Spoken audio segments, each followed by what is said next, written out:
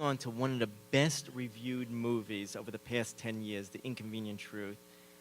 When did you and Davis Guggenheim first cross paths? And what was your thought when he first proposed to you to do a film about your passion, about climate change? And lastly, one of my favorite personal scenes in the movie is when you get up on a forklift explaining in very simple but in detailed way of our history on the planet compared to the age of the planet. Oh, well, thank you very much.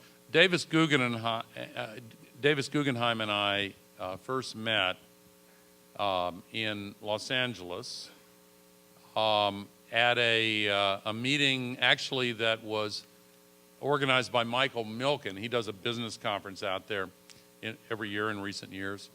And Jeff Skoll, who ended up producing the movie with Participant Productions, Laurie David, who had actually invited both Jeff and Davis and others to come, was responsible for the meeting. I gave my slideshow, and that's the first time I met Davis. And my reaction, honestly, I'm kind of embarrassed by this, but I thought it would be a really dumb idea to try to make a movie out of that slideshow. Could you just share with the audience briefly your PowerPoint with the forklift? That story is just brilliant. Well, thank you very much. I used to do that. Basically, what it shows is the relationship between CO2 and global temperature.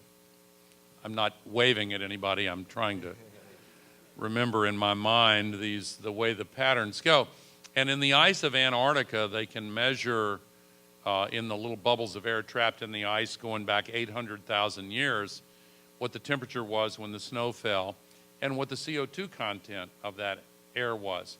And then they put the two lines together and they go up and down together for as far back as we can measure, going back through 7 ice ages.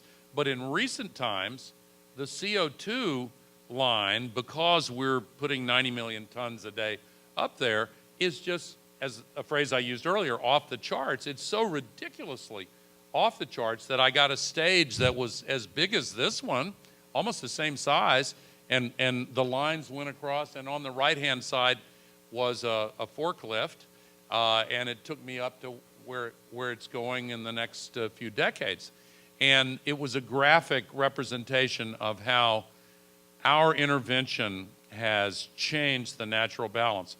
And there's a really important point here, because throughout all prior human history, our relationship, our being we as human beings, have had a relationship to the Earth's ecosystem that's been within certain boundaries.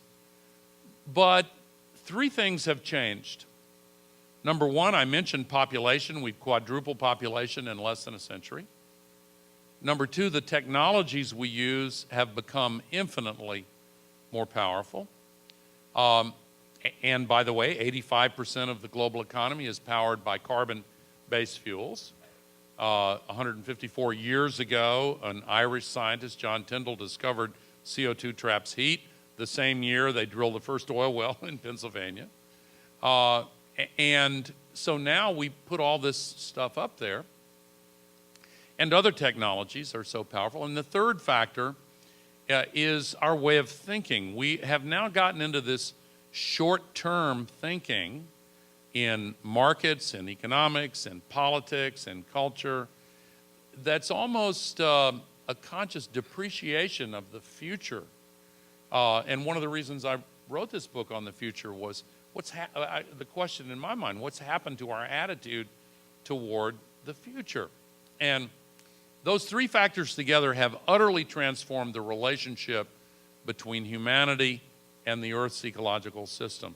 And we got to come to grips with it. You know, this is not an option. We have to do, we have to do this. I'm sorry for those who think that this is something they'd rather not hear about. I don't know what to do about that. It's for real. It's for real. And we got to come to grips with it.